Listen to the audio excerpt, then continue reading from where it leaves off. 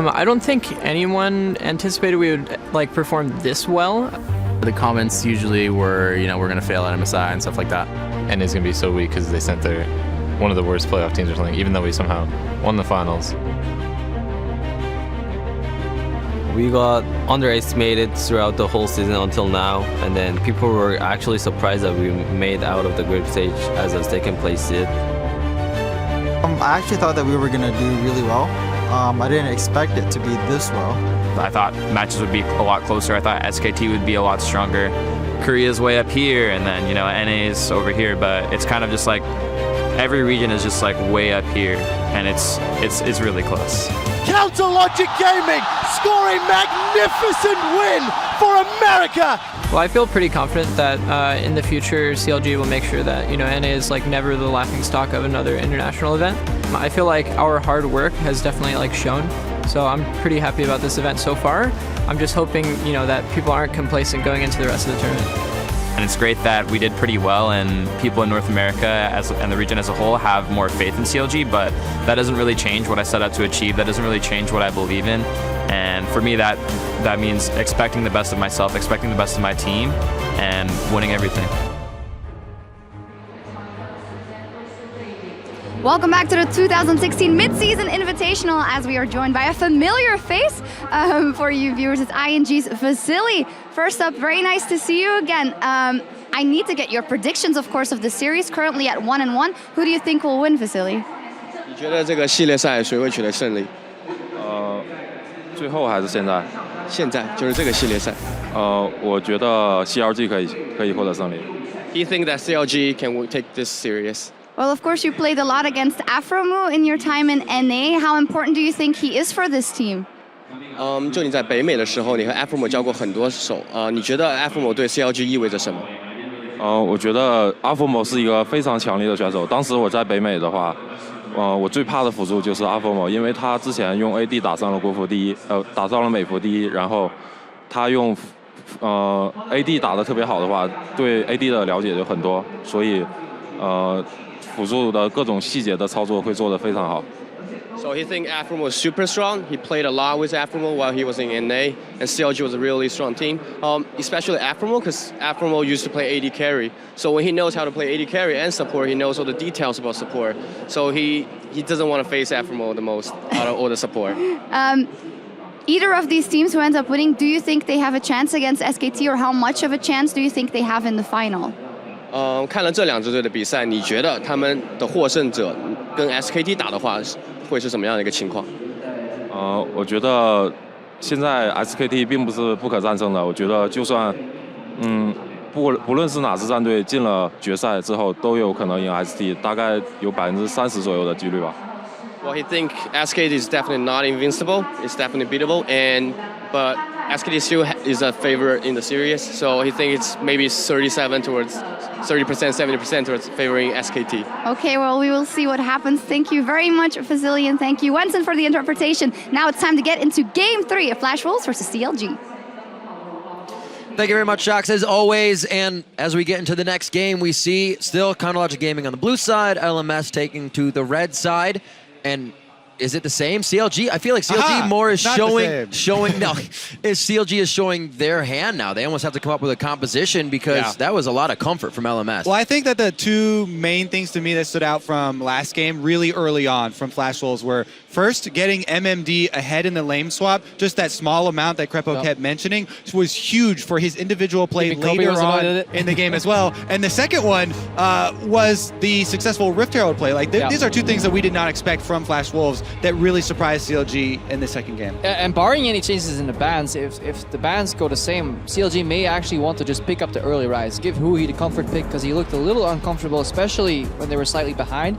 And Darshan may be able to whip out another pick, just to get that lane advantage, because when it becomes so much more about individual matchups this game rather than team play, we may even see like a Trundle top lane to just dumpster some of these tank matchups. Yeah, individual matchups and individuals in your pick and bans. These pick and bans are not always, just clean analysts looking at what's the overall character that's best, but also the character that fits your player. And this is something that Flash Wolves have better recognized than most other teams, specifically with CLG. Flash Wolves is the one team that after CLG showed good games with Caitlyn, still did not ban it against them.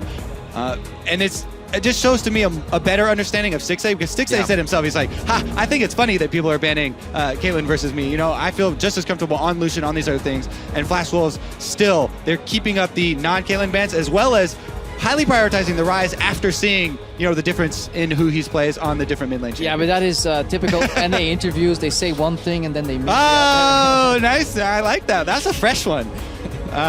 But yes, let's jump into this one. I don't think that CLG will change too much. They do not. Don't want to give over the Maokai. That's 101 on 6.8 right here. And still the Bard target bans here from Flash Wolves. No Soraka banned from CLG this time around. We're all just patiently waiting. I know. We want to see the one component that changes here for Flash Wolves, because they don't have to ban out the Maokai. I also thought the play from not taking Caitlyn and CLG the first time is, no, we don't need the thing everybody thinks they banned against us. Oh, now we'll play it. Interesting that they lost. But the Soraka gets taken out by... As you said, Viv, you're like, it doesn't change, but it does change. Basically, they just swapped bans. The same champions are off the board. These are going fast, though. Different hands, though. Bans stay the same. Rise comes out for Hui because he needs his comfort pick. Yes. And again, Flash Wolves, I don't like it. They seem to be so afraid of the Rise top Azir mid kind of cheesy pick that they early locked this Azir, foregoing many other priority picks that they could go for. Like, they could get comfort champs on other players. I feel like Echo is one thing that jumps to mind for me. At least they get the Kindred this time. That is huge. That is something. That is denying that from McSmithy and giving yourself a strong jungler is, I think, is a good first step here. For if you see this, you know, the possibility of CLG trying to run the Nidalee and trying to go quicker pace. Nidalee Rise is a good mid lane jungle there. duo because you can set up for the spear with the flash snare. Not only can you set up for the spear, but the curve is a lot more aligned with Nidalee. Like we talked about, you know, Rise's 2 item is huge, but they don't go for it. You know, a lot of people enjoy Graves into Kindred. Do you, Kobe? Do you enjoy it? I do. Tell us why. I'm a big fan of the shotgun. Graves, he basically just mans up against Kindred is how you play it. And you shove him off, if you get to the point where you can shove him off his own ultimate, we've seen Karsa do it, right? And then he starts spamming Laugh after on the Kindred's dead body, if you can get in there. But yeah, Graves, close range damage, also has the burst. But we'll see. Karsa on the Kindred is a lot of team fight utility here for the back line. See if he can keep the Azir and whatever NL picks up safe. Keep switching sides. 1-3-1 and 4-1. Keep switching sides depending on where the Azir ends up. And now LMS will have to play another 4-1 competition with heavy siege, and they invest even more into it offensively now with the Karma. Final pick up to NL, waiting on Stixay and Afromu. Just down the line, CLG getting a composition very much like game 1. I mean, Janna Caitlyn wouldn't necessarily be a bad draft here, because if they get standard lanes, they can use that lane to get an advantage. If they can find a way to match the 2v2 versus 1v1, we have an entirely different game. The compositions weren't the issue last game it was the for play, either of for these sure. teams. It was the play and especially the execution on the lane swap. So CLG hopefully identified the flaws correctly instead of misattributing them, because that's something teams sometimes do in best of 5s. I told you, game 1, there's a possibility of 6A stealing away the Ezreal from That's what you NL. talk about? They lock in Sona? And you start talking about the Ezreal steal? Wait, you said Sona? No, what? it's a steal away pick. First, I gotta give myself credit. Then you can talk about your Sona. Of course. So anyways, the burst potential at level 6 from an Ezreal Sona lane is definitely underestimated by a lot of people. Is it? Go ahead and talk. Yeah, I feel like it is. I hate Sona. I think the pick is absolutely garbage. But I may be wrong because I never played a champion because I hate her so much. It's like one of those times when somebody brings it out, so I'm like, okay, I blind hate from Crepo. It's too many failures in my career. Lane. So many championships I could have played better at or won if I learned how to aim that ulti correctly. Pulled a Chaucer a couple times. So yeah, Aftermove, Sona. I feel like there's potential here for level 6 burst with the Sona lane. Great analysis, that lane. The poke is... Ooh, talk about poke. The poke is actually going to emerge here for Maple. No. Whoa, I'm just kidding. Okay. I got a little confused. Yeah, yes. NL was the guy. Because you're thinking back to Worlds, right? NL, Varus is what we talked about so much in Worlds. Hasn't really been a discussion, for half a year here for NL, but goes back to a goodie but oldie for himself. He gets Ezreal stolen away, as you so well, predicted very well. Eris. But then he locks in a stationary AD carry against a Ryze that can flash on top of you, Echo, who's literally... And the Sona level 6. And the level 6 power spike of Sona as well. By the way, that lane has incredible kill pressure. Thank you. Yes. Well, dusting off the Sona 196 games ago. Spring Playoffs 2013 was the last time Aphromoo brought that in competitive play. And now he's been variousing throughout the spring split this season. It's going to be awesome lanes all around. Hopefully we get the matchups. It hasn't even been a gank kill game. It's been a turret kill game. When can we fight after that? I mean, it all has been building up to these big moments, these crescendos in team fights. So. Oh my God. Oh God, it starts early with Freak. Anyways. All right, you know what to do. Tweet at LOL Esports. Stay with us here on your predictions. Update them. What team do you think is going to advance to the finals? Hashtag CLG win. Hashtag FW win. We're going to be getting right into game here for Game 3, Day 2 of the semifinals here at the Midseason Invitational at the Oriental Sports Center here in Shanghai. We are blowing the roof off of this place and trying to figure out who will face SK Telecom T1 in the finals tomorrow. Will it be Counter Logic Gaming from North America or the LMS's Flash Wolves? We are on the Rift. And I can't wait for me Wolf too. tomorrow to pick Sona. Yes. Oh boy. Everybody copying North America. Now we're one-upping the ante here. Huh? How far do you want to follow us down the rabbit hole? Come, Korea, come. We have nothing left to follow, like Europe-wise. They're already practicing for the next patch. All right. Well, so anyways, I really do want to see this 2v2 lane because these are characters that we so rarely get to see played at the competitive level matching up against each other, and it so heavily relies upon skill shots landing. These lanes could go. I mean, all these Sona skill shots. Very vital. No. The AD carries. I mean, so this. That was yes, flashy. the Sona does have the keyboard face rolling, but the Ezreal skill shots and the Varus skill shots landing. As well as the Karma poke versus, can she outpoke the Sona sustain? Is actually huge because Sona gets both the offensive and defensive face rolling abilities. But everybody else is going to have to land their abilities. Stixay, by the way, going to be playing this one without Flash. That's fine. He'll have it in 3 levels. First, 2 levels, 5 sorry. minutes. 2 levels. He had some Ezreal games during the season, just about even in his wins and losses, around 10 plays. If they walk into lane right now, so they're going to reveal themselves on camp, hopefully to this is early. Draw them out. The ward obviously doesn't see them. There's a brush in between. And a face check, and it goes back. So they don't at least have to bypass the brush where the 2 champions are hiding.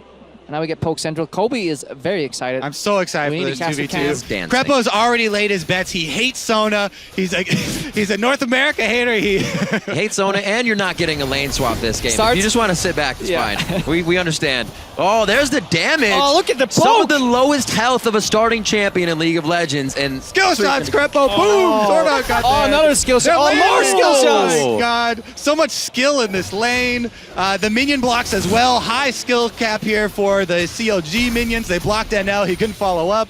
Missed a skill shot. That's big because it actually means Flash Wolves are very not so confident right now. Sordak walks up, doesn't like trading, so that's why he loses that trade.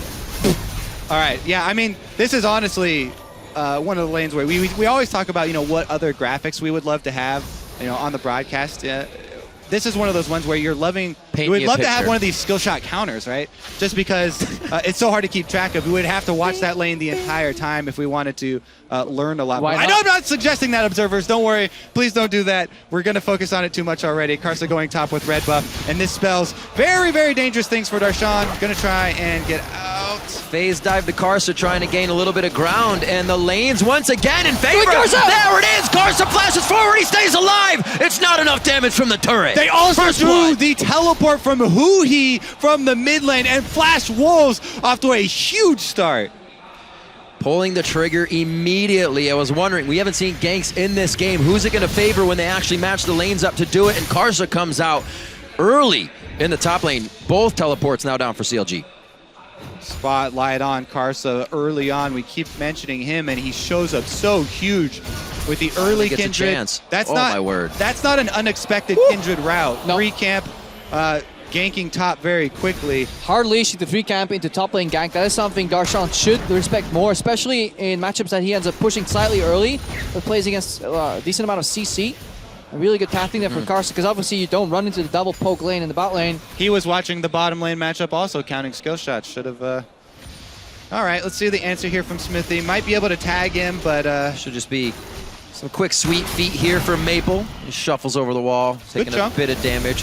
Smithy, though, relieving that pressure, helpful for Huhi. He can finally get some of that CS, but actually needs that time to get back to lane and just try to farm up that tier. Yeah, now one of the reasons, though, that Sona has fallen off is that it's very hard to kind of win a lane purely by attrition and poke and their mana. Like, I feel like it's too hard and you run out of mana to really play the lanes efficiently, especially when you're playing against other poke too. The heal just isn't quite there yet anymore. It used to be pretty broken, where it was both winning offense and in defense. So they are definitely on the back foot here. Against a super strong poke lane. See the flash come out now. MMD getting equalized there. Flash was with a good start, and Karsa looking to cross map here. There's no ward in Tribush. Yeah, this looks pretty good for Karsa. They're going to rush out with Mantra E. Seems like there's been a different focus on the lane here for CLG. They'd usually have a Still ward no flash, out, remember. focusing on the heals, focusing on keeping Afro alive. Wolf bites down. Karsa gets another kill for the Flash Wolves. That's going to be another one for Karsa coming out of the there jungle. from Stixa. He really wanted to answer back there and did not respect the 3-man and turret changing there on the aggro. Very easy for Flash Wolves. CLG falling apart. Falling apart, following the sunk cost fallacy that Kobe in his NA cast talks about so often. And here, this flash snare here I like from Sorta, because he knows if Aftermoon matches the flash, he will still get snared at the end of that W, and then Karsa goes in. And this is where Flash will do some quick thinking, and CLG, honestly, chasing their losses. It's the Sona, man. It's not paying off. Hey, the skill shots landed on her. Yeah, it's more about the first gank in the top lane, propelling Karsa forward. Because look at him, he's 3-0 right now. Karsa 5 is minutes, 45 in a seconds position in the to game. take over this game. Kindred with the early kills is extremely scary. Every lane now has to fear. Yeah. And he has been a question this tournament. That mid and Karsa, Maple and Karsa, when are these two going to work together? And actually right now, Karsa's going off on his own. So when he does get to Maple in the mid lane, it's going to be that much worse for CLG. Maple also going off on his own. That's true. Earning himself a nice CS lead versus Huhi in the mid lane here. Using the Azir aggressively, is able to play the matchup. And like we talked about, when you have confidence, pushing up and poking Huhi down consistently, forcing him back to base. And they're almost baiting in more there. They're saying, you know, keep pushing up, Maple. I'll be here if Xmithy comes, if they try to give Huhi more breathing room. But head back towards top side. The pink wards are already placed, so the pressure is there. Yeah, Darshan knows he's in a very... he should. He's got that top laner sense. He knows that there's a very dangerous Kindred on the map. Now he does. What's he going to do about it, though? Level 6, he doesn't want to go back the other way. Knowing is only half the battle, Crepo. But it's at this point in the game where if you respect these ganks too much, you actually set yourself behind exactly what the gank wants to accomplish. And Darshan doubting goes in, and that's the dying after hesitation is even worse.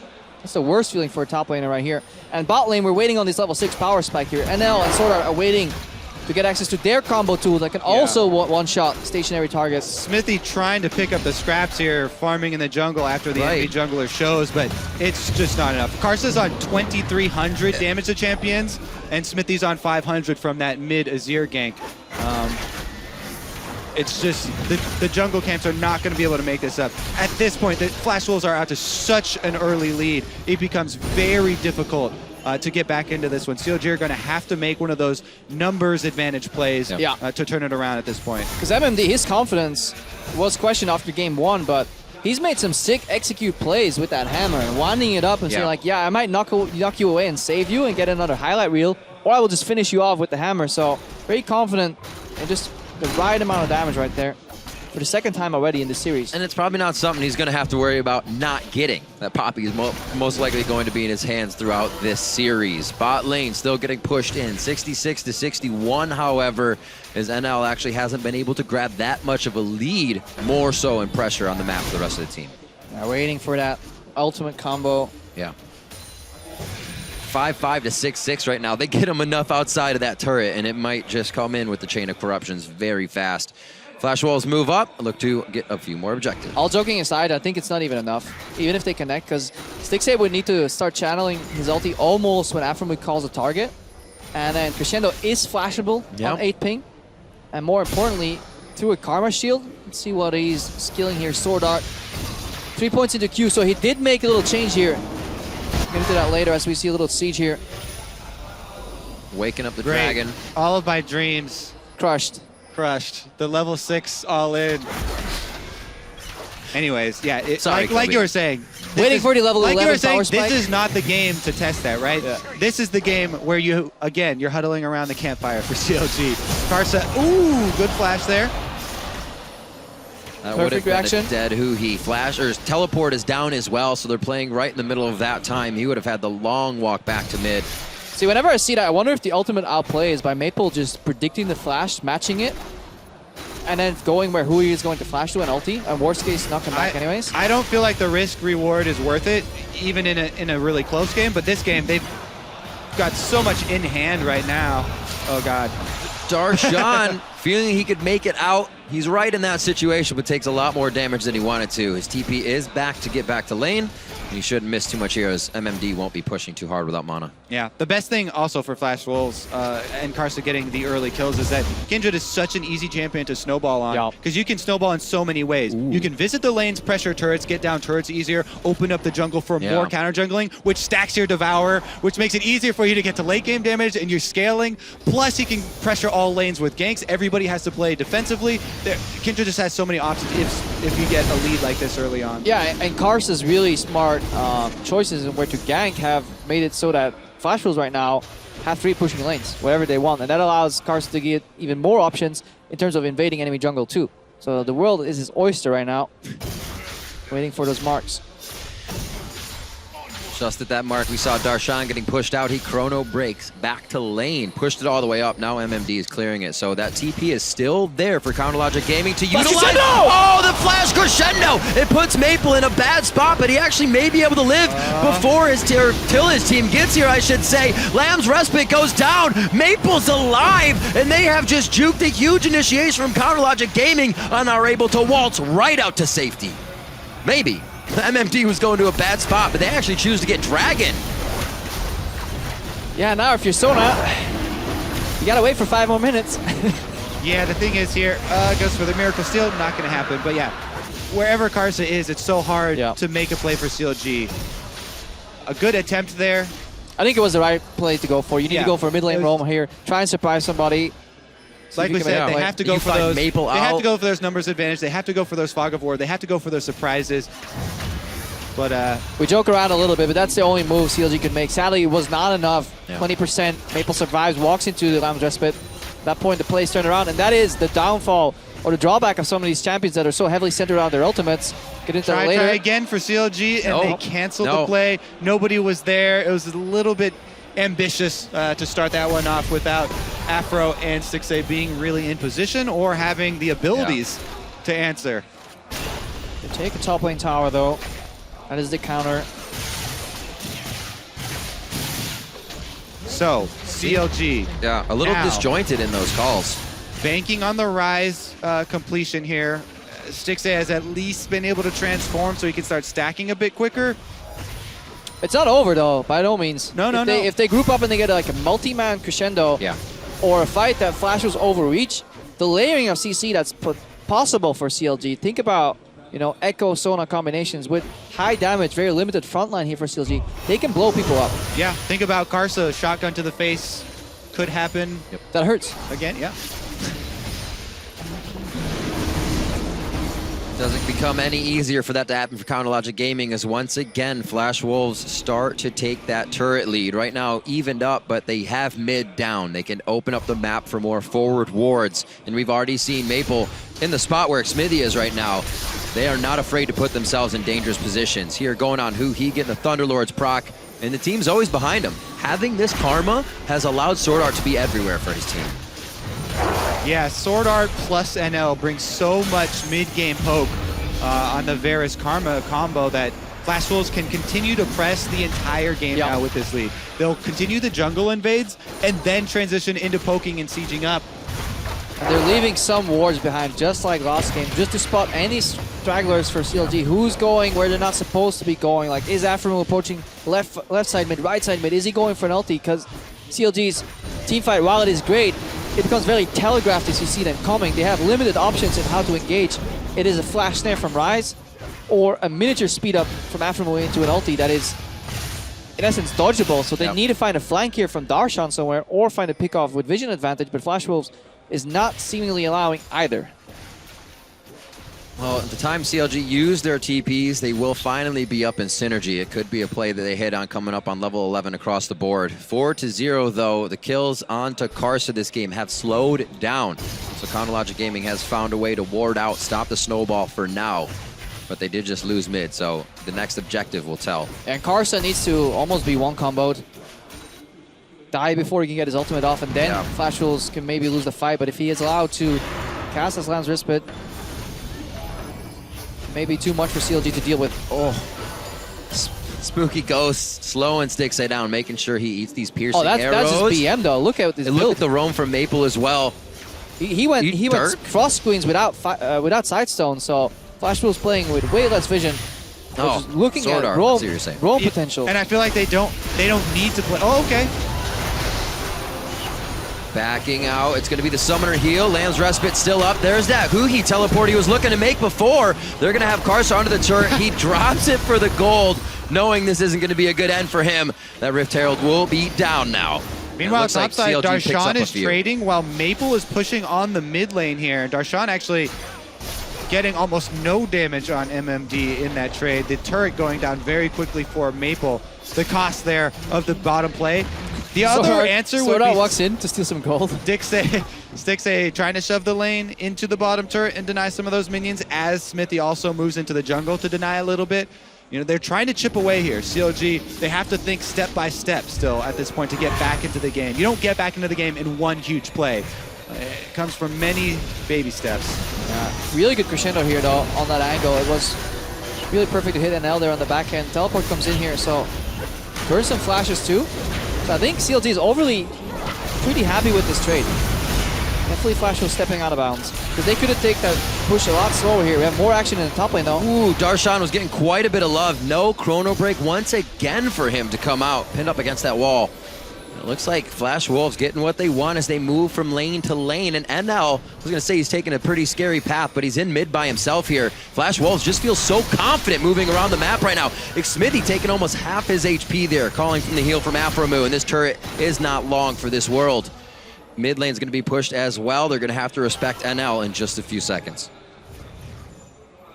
Yeah, he's going to get that wave all the way up to the mid turret, it looks like.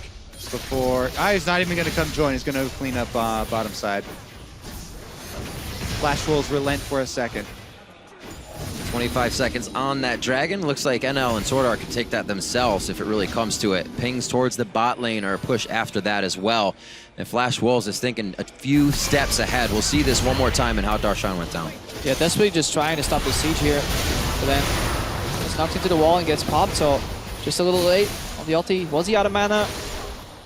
Maybe he was. Just stunned up. Locked up, knocked down. 18 minutes on the clock. Dragon is alive. It looks like CLG wants to go toe-to-toe here. They're going to put that pressure in. TP's there for MMD if things start too early. Yeah, just follow Afromu in this fight. His positioning is the one that Flash Wolves need to dance around because he's the key initiator. Yep. Teleport is a really big deal as well that Riv mentions. There are so many wards in the red side jungle for Flash Wolves to start this off, and they can force it. NL's getting some poke down here. Sword Art trying to help out, but they're just going for the dragon. CLG trying to make a play. The 3v1 by MMD more than once throughout this series from game 2 to game 3. Chain of Corruption goes out, he flashed forward. Brings that to the team. It looks like Afromu's gonna go down. One last shot. That was from Karsa. Now he gets another one. Huki will drop NL, but in the fight, Stixay looking to make the last hit. So is Karsa. He flies forward. Stixay heals up, and he's gonna keep himself alive. Actually, the heal, from Lamb's Respite. Can Stixay rejoin this? Darshan's trying to fight 3 versus 1. Stixay's on the outside. Darshan does. Looks like he's a little too far in from the poke. From Stixay to matter that much. 3 for 2, 3 for 4 overall, I should say, as Stixay runs solo. Again, no ultimate there from Darshan. I think it was on cooldown this time, or maybe it was just out of mana. Did get a hit with a stun knockback this time as well when low. See this fight all around one more time. MMD always giving CLG something else to think about when they feel they're going to start. But this is very close. Look at how close the Ezreal ulti comes to actually hitting MMD. He does a lot of work in the later stages of this fight, so this is crucial. We see NL re-engage. the zone it puts the Varus ulti, it forces everybody to step back, and now Efremu is kind of caught with the spread. He gets a good reactionary free-man ulti, but it's a little bit too late. Karsa not sticking with the team either. He's playing very much selflessly, going for the individual duels, relying on his ulti, but then here, I think he actually hits a minion instead of stick save, but loses the back end of that Darshan trade. does have his ultimate available, and he does have mana. I think he just gets stunned up at the end here by MMD into the wall. Yeah, but imagine if MMD died in the earlier stages of that fight, which could have been a good trade by CLG, trading one for Dragon, but just wasn't meant to be. That flash engage from NL, though, hitting the Varus ultimate, and it's spreading to 3 extra members after that, ensuring the re-engage for Flash Wolves. Much more reminiscent of the play we've seen from the LMS region. We've seen some Flash Wolves from AHQ in previous splits, and they are bringing that power once again to the Rift. All across the board, everybody's behind each other. Now 4-0-2 MMD with another game, 5-2-1 Karsa. Looks like the Flash Wolves could be quite unstoppable here in game number 2. Game number 3, I should say. Could be their second win as well. 9-4, CounterLogic Gaming still has the options, but it seems like it's the all-in, that getting the crescendo on a large number of players, and Flash Wolves is separating perfectly for these fights. Yeah, CLG is just stuck in their base, so they can never get to play what their composition is meant to do, which is like 1-3-1. They're trying to pick away at the outskirts here, but it's already at a point in the game where Flash Wolves can take control of the Baron area here and rush out that Mantra E. Especially since Maple can hold his own very well with these Azir turrets in the mid. MMD on the bottom side making a play while Smithy finishes off this turret. Let's see. Efremu taken down without any rebuttal. The crescendo did go out there as well. Once again, dodged by the Flash Wolves. They're just not enough to stave off the kill. And more pressure here. Who he's forced to run crazy around the map to keep himself alive. And now Flash Wolves is kind of owning the map. CLG is looking for these plays, and they're spreading themselves thin to get them. Yeah, 2 things, you know, from last game we saw Flash Wolves get MMD an early lead with the lane swap. This time around, they camped his lane with Karsa early on. Yes. And he's had such a more impactful game, you know, mid-game, as far as the effort that was put into getting him to this point. Definitely paying off for them. Yeah, very stark contrast here between Darshan and MMD. Both these games for different reasons, as you just mentioned. 0-4 versus 4-0. It's really hard for him to have an impact right now. Yeah. CLG will need to rely on some smart teleport play. Can't enter the teamfight from the front door, because even with the perfect crescendo, it is simply not enough at this point. Nope.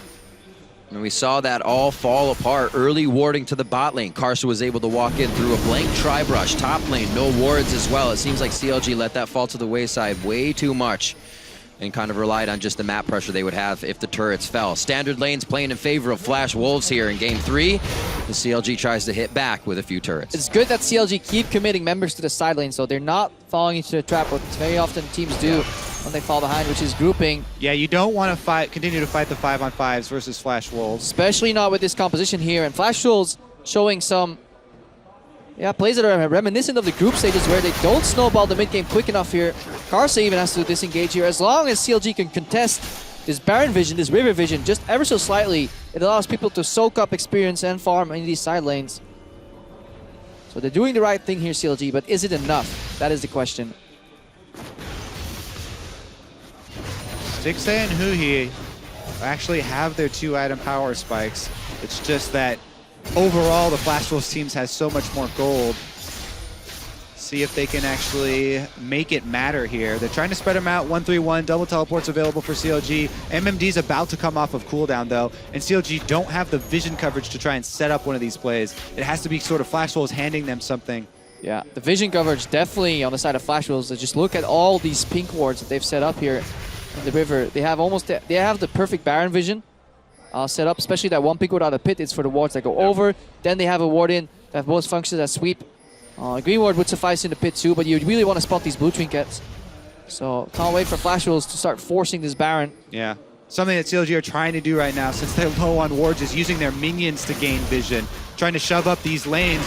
Though that's one of the small things you can do to gain some sort of artificial vision a little bit deeper into enemy territory. Darshan also moving into that Baron pit. He's getting some work done, actually. He's going to clean them all. A bunch of them. Because Flash Wolves neglect the Baron vision. They trade the Baron vision for a dragon, which is fine if you're comfortable in closing on 5 dragons, but they do yield a lot of what they've set up in the last 5 minutes. CLG are definitely happy to take that trade. And they're actually on the Baron right now. I don't know about this one, Kobe. Yeah. I think they'll stop it once they get seen, though. Yeah, you feel like you need to take some risk, but that is a bit too big, especially if you've been found out. Slowly playing let's see the what they cards in their give favor. up for it. Can they get him cut off? Afromu. Ooh. Chronologic Gaming trying to make Flash Wolves that just trying to dictate where they're going, but Flash Wolves say, all right, if you're going to be on the left side, we'll push you straight down the mid lane. With Azir there, they might be able to lock this down. Darshan's in with a parallel convergence onto Karsa. Oh, so Sam's close. respite goes down. Who's the first kill and who gets out alive? Sword Art's not even going to wait for the heal. Karsa gets a bit of it, and they are going to back off with home base set up with the Sun Disc just outside CLG's. Almost a perfect scenario. The flash Catching them on the crescendo siege. into the parallel convergence stun almost lands there with the damage for CLG, but they're just slivers away from pulling it off, and Karsa gets the Lamb's Respite off. Defense holds, though, for CLG, and they're actually returning to the Baron to clear out the ward. The whole reason they had to make that defense and use the flash crescendo was, oh my goodness, they caught NL! Huge catch. Who he should stay alive in that situation. Maple kill still goes over the wall. He's going to try to hit this up, but he may have just lost himself to Stixay and the rest of the team. McSmithy and the rest happy to pick this one up. Now 2 down for Flash Wolves. Should be a mid-turret for Counterlogic Gaming and an opening they have been looking for. This is exactly what CLG want. Getting a little bit scrappy, trading kills back and forth, trying to even it up, but now With the fights onto Xmithy, back towards the turret. Everybody's in a safe spot here, but Darshan has got himself pretty deep with Chrono Break still up.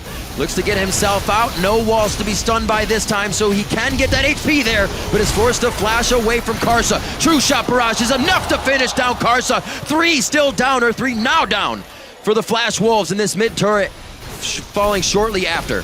Yes, any sort of global gold here for CLG is a blessing for them, and they're barely able to outplay in the 4 versus 3. Now they need to disengage and reset. They've claimed, we've talked about the baby steps to get back into this game. These weren't some baby steps, though. Well, that was a very big one, but you have to be very careful about overextending after a huge comeback play, because the whole team gets filled with adrenaline, and you think, this is our chance, we're coming back. But you have to take it a little bit calm and collected here. But again, let's watch how it started out. Yeah, really good wards here from CLG just over the wall, and NL gets caught out. Good flash, late exhaust, to be honest, from Maple here, because we see how close this fight is. He then goes over, but he underestimates the power of Sona. This is why I am a big Sona. It was all Stixay. Never mind. But again, right there, we saw sunk cost fallacy, this time from Flash Wolves, as Maple's like, oh my god, he just flashed in on me and NL? Are you kidding? You can't get away with that. But he chases the Sona to try and answer kills there, and 6A coming right up the lane means that CLG do get one of those steps back into this game. Yeah, and it all started with the trade, the Baron Vision for the Dragon. Flash Wolves took 3rd Dragon, but they lost out on the play. They had a good rotation mid, but then that is what these compositions are strong at, though. The ones with delayed engages that you can time. Flash Wolves stayed for that turret, and then Flash Crescendo enabled parallel convergence, and it was also close to one comboing Karsa in that exchange. Yeah, no surprise. Aframu's going for the distortion upgrade pretty early on with his son and wants to get more of those flash team-wide stuns. Yep. Returning again, CLG 1-3-1, pressuring side lanes, trying to push up minion waves to provide themselves with that 30 seconds of artificial vision, since they still have a hard time fighting back for ward control. It's a little surprising they're only playing 2 blue trinkets this far down.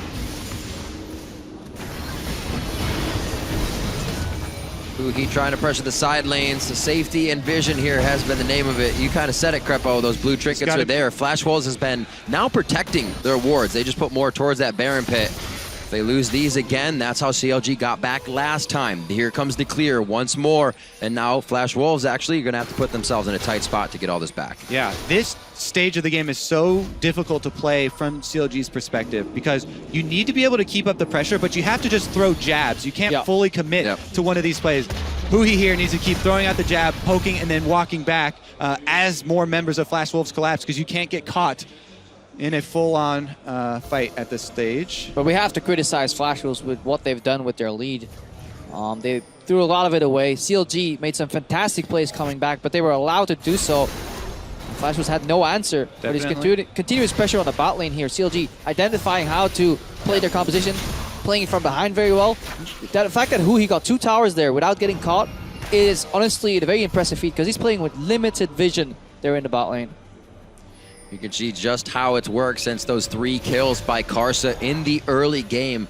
They've controlled it, but there's the dip you're talking about, Crepo. It hasn't been forever. They let go of their grip, and who would have thought it was CLG pushing back to the mid lane and engaging almost under Flash Wolf's turret to get a few of those kills back. Also, if we're revisiting the skill shot duo lanes here, the poke from Varus and Karma falls off, whereas the Sona sustain and the AoE magic resistance, all these auras that Aphromoo is going to be bringing to the table are going to help them heal up, even if the NL poke does land and the Karma poke does land. Yeah, especially since Sword Art, he went for the full-on 5 points in Q on Karma. That's a little bit excessive, I want to say, because the new Karma generally played with Emax. He made a small change to go very poke heavy, but that means he's very Flash for Aphromoo is ready, and you can tell CLG are getting a little bit antsy, trying to fight around where they have vision. They've been able to establish a small hold of True Sight here around Baron, and they're trying to use it to poke out and surprise Flash Wolves. Instant start here. CLG's more than happy to just engage this. Guardian Angel now up for Huhi. They're ready to go for the long haul in this fight. A nice 2-member hit by MMD. It's going to pause things for a little bit on this Baron attempt. And CLG's just going to kind of wait it out, stare into the white of Flash Wolf's eyes. Whoa, Maple goes deep.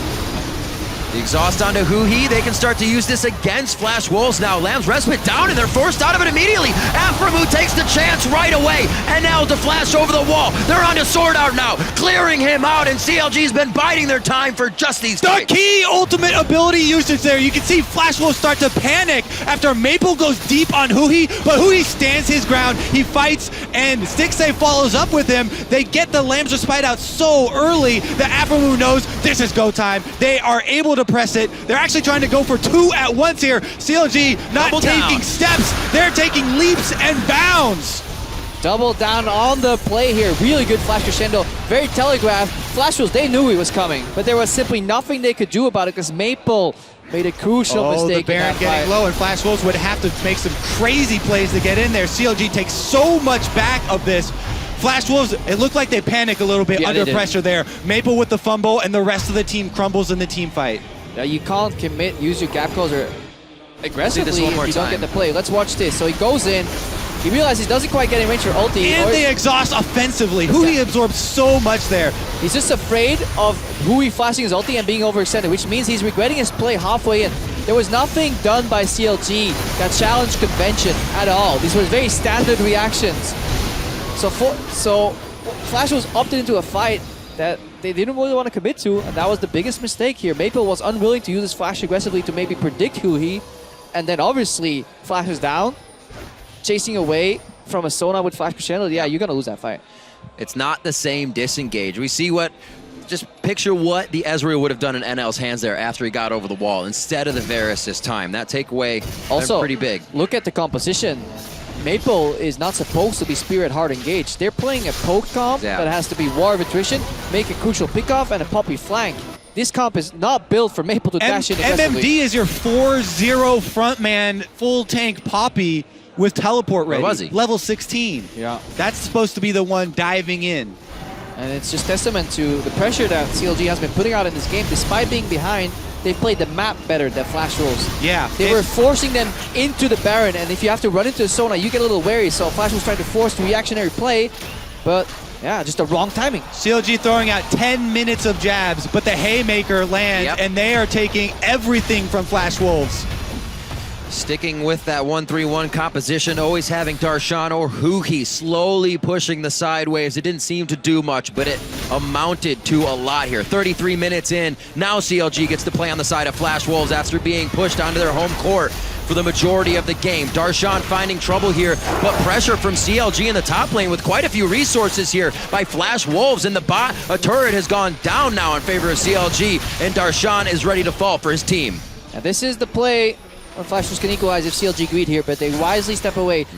This is the problem with 1-3-1. It's incredibly hard to execute because you need to play by the cadence of your minion waves. While the wave in the top lane is gone, you cannot overextend in the bottom lane because there is no cross-map potential. And even with Darshan going down there, net gain as far as gold for CLG, cleaning up a lot of the standing gold off of the map there. And with Baron Empowered recalls, it's so easy to reset, get back to the base, defend after that. it's a chance, that sort of play is something that Darshan has made a career on, split pushing. Yes, this time he does get caught out, but a lot of extension there for Flash Wolves, and CLG are happy to take it. Stixxay on this Ezreal, 327 CS to NL's 268. And they've been avoiding the poke that pushed them back into their base. Now they get to deliver a bit of their own, and as soon as they catch one, that means Flash Wolves start to fall. And this is where we need to start comparing scaling components here, especially in the late game. Karma versus Sona, Kobe already pointed it out, it's falling off. I mean, you have one shield with a Mantra as your ulti versus a Crescendo. You have NL with a very wonky build here. It's like just randomly pick one of each item. This guy peaked already. Yeah, he's way past his peak. It's a little bit like you and I, Kobe. Yes. Well past.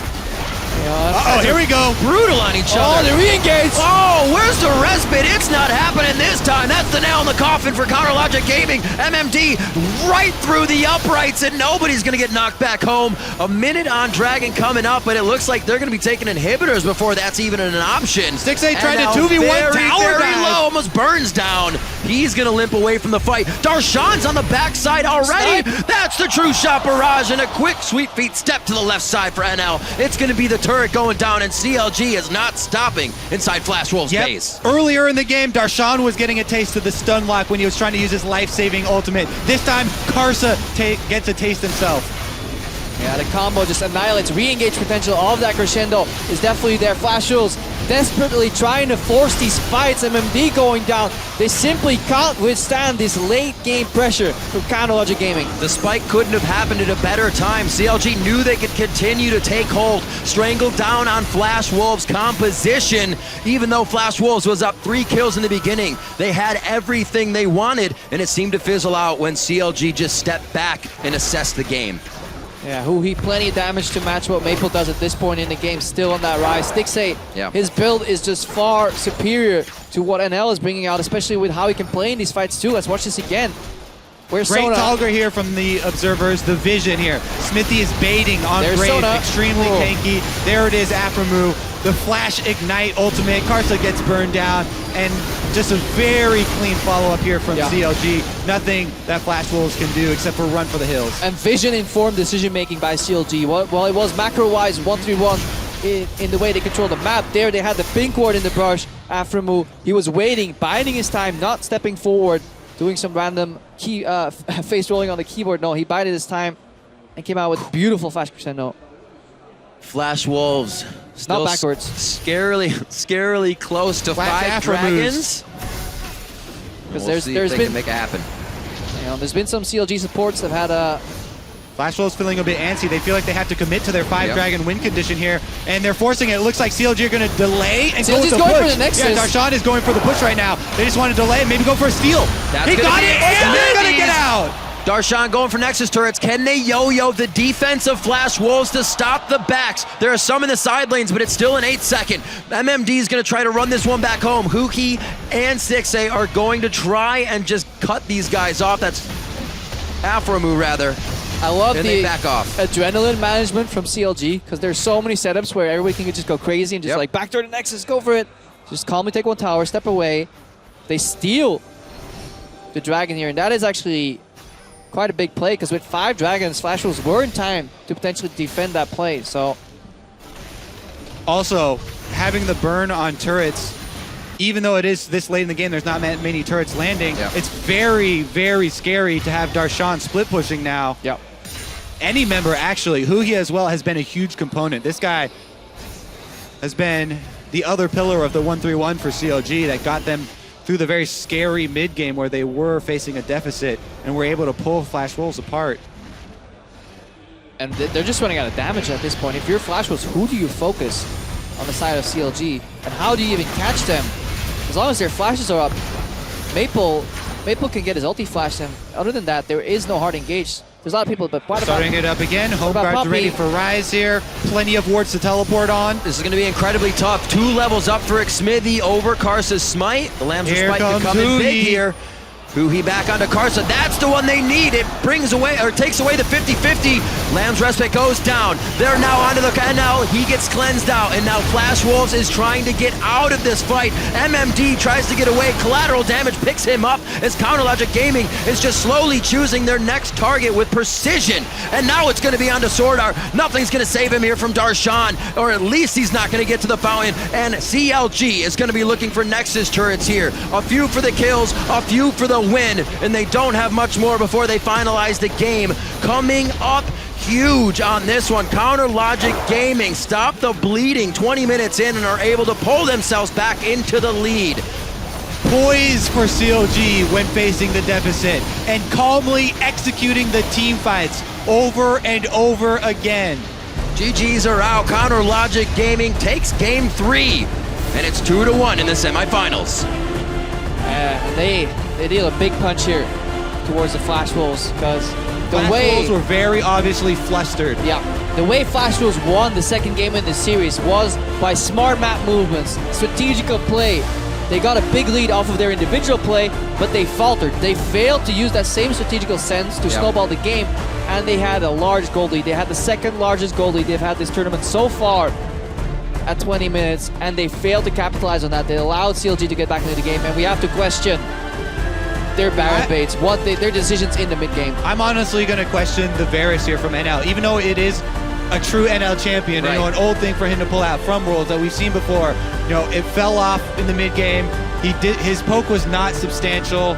Yeah, his poke was not substantial, but Flash Wolves as a team were not playing towards poke. They had complete vision denial. That is where Varus as a champion shines. You can force them to face check, even if you hit the ulti. They're forced to disengage. That buys you enough time to potentially even do Baron.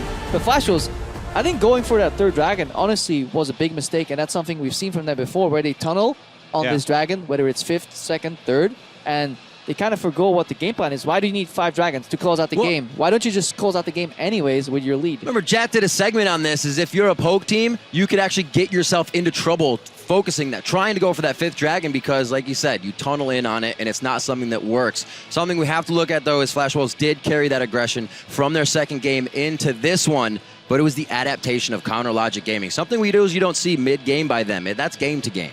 Vision control to set up team fights, and then execution once you find yourself in it. 2 big things that contributed to that swing for CLG. All right, well, for more on how CLG took this series to match point, we're going to head over to Dash and the guys at the analyst desk. Take it away. Thank you very much, gentlemen. Whew. CLG playing with fire there, scraping by with a victory in Game 3 to push it to 2-1 and make it match point. But for a very long time during that game, it did not look good for them, Jack. I am convinced that CLG is fueled by doubt. That is the only thing that makes them succeed, because they win the first game, singing their praises, they get absolutely massacred, and then their early game here was atrocious, and I was pretty much giving up. Spawn and I, who predicted CLG to win the series, we're sweating bullets over here. Yeah. But they pull together, they get some big mid-game team fights, then the Sona sustain can kick in, it nullifies the poke from NL, and they take a strong victory. Okay, let's talk about that. You mentioned the Sona list. We had 2 new picks here. We had the Sona for CLG and the Varus come through for Flash Wolves. What are our thoughts on these picks? Well, Varus is obviously an old-time champion from NL. When he wants to win the lane, he goes with that pick. And that Flash Wolves strategy, going back to playoffs, was we win 2 lanes, and then we win the game. But this time, I really have to credit Afromo a lot. I think a lot of his engages caught NL off guard. Like at the mid turret right there, getting caught and shaving that 6K gold lead down to 3, down to 2. And we talk how the teams need engage out of their supports. I mean, Sona's an unorthodox way to provide that to a team, I guess. I kind of didn't do well in the laning phase, got actually bullied a fair amount at level 1 as well. But when it came out in the end, it was good. Yeah, well, Stixxay actually burned Flash at level 1, right? Like, I think it's so easy to punish your Sona lane if you can burn summoners early and also give jungle support. And because Karsa had such successful ganks early, it looked like a game Flash was going to be able to try lane and just snowball out, because that 5,000 gold lead looked like too much. Yeah, Spawn, talk to me about Karsa on this Kindred. I mean, we had an early first blood gank to the top lane. We had 2 kills in the bottom lane. So he's just so smart. He starts top side of the jungle, and he knows that the one lane that will push up is the Echo, because that's how you actually beat the Poppy lane. And he just understands the limits of this champion. I mean, going through, he'd already marked him up. He visits bottom after that because he understands that's the next pushing lane. And once again, Ezreal's flash still down. bullied because of the Ezreal flash. So I just think that this is really greedy from Stixxay to step forward. But once again, Karsa is just a master when he has that early lead. Yeah, and I also have to note that he tried to teleport in to stop that Karsa gank, but then he canceled it when he realized Karsa had gone through the turret. And very rarely does one gank win 2 lanes. But that happened there. And then in his second gank, he won all 3 lanes. Like, that level of early game dominance almost never happens that quickly. And the fact that they didn't win the game after that is a little scary. Yeah, but it does make you start to wonder if CLG is going to think about that Kindred moving in to the pick and ban phase, rather, for Game 4. And we'll get to that. We'll talk about that a little bit. But, of course, as you mentioned, Jat, they did manage to lose this game somehow. So I want to get into what CLG did in order to kind of extend this game. We talked about the Sona being big about it. Kobe already hit it a little bit. Vision to set up the plays first so that they could have some of those engages and make sure that Kindred ults weren't coming out when they needed to. Well, the first thing they did is they actually established a dominant lane through Huhi in the mid game where the Ryze actually was able to go with the Poppy, and MMD was incredibly fed. I think he was 4-0 and 2-0 at that point in time, but they were just able to establish that. And then they were just so worried about taking out this Ryze that they overreach in team fights, and this was a bad ult from Karsa, but great capitalization from CLG. Yeah, and I do think once they're in the midst of a team fight, CLG had the upper hand. Like, even when they were 5,000 gold down, all the little chips they got coming up to this were because they were getting pretty clean initiations. Then they were able to sustain through and continue the fight with Sona and kept building on their advantages that way. And in Flash Wolves, I think when they last picked the Varus, they were thinking, initiation. But it kind of is also a poke champion, and at the end of the day, their composition wasn't able to make sense at even gold. Right, so eventually we saw Ezreal outscaling the Varus a little bit, and on the back end of that replay, the Dragon and the Baron picked up for CLG. From there, much smoother sailing for this team. It seemed like they were operating more in their comfort zone once they had eventually reestablished at least an even gold situation.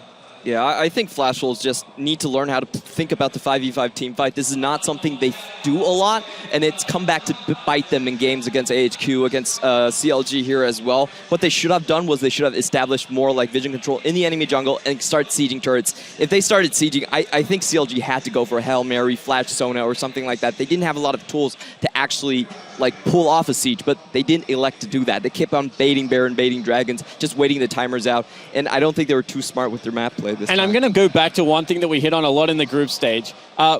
Double teleport and the ability to just turn on a dime with something like a Ryze actually means that game plan that you're talking about, it can be workable, but we've proven time and time again that it is much harder in these high pressure situations. So that's why right now Ryze is picking up the wins, I think, because you do need setup time with the Azir to be able to get into those situations that we're talking about. And CLG, Afromu, Huhi, they're just willing to throw themselves at the enemy with almost reckless abandon to not give you that time to set up. Well, my favorite play in that game was Xmithy baiting in towards the top side brush in mid lane where Afromu was waiting in the wings with a flash in on Karsa. No Kindred ult comes out. That was a huge play. Irregardless, North America's CounterLogic Gaming are one win away from locking in their place in the finals. Meet us back here in just a few minutes to see if they can get it done or if Flash Wolves will take us to Game 5. We're going to be getting right into game here for Game 3, Day 2 of the semifinals here at the Midseason Invitational. Focusing on the heals, focusing on keeping Afro alive. Wolf bites down. Karsa gets another kill for the Flash Wolves. That's going to be another one. Darshan's in with a parallel convergence on the Karsa. Oh, so Sam's close. respite goes down. Who's the first kill and who gets out alive? Goes here. Yeah. Hey, I might flash ulti. Ready, Becca? I'm ready. I got Bears. I'm on Kindred. Get it. Let me go. Oh, where's the respite? It's not happening this time. That's the nail in the coffin for CounterLogic Gaming. MMD right through the upright. Poised for CLG when facing the deficit and calmly executing the team fights over and over again.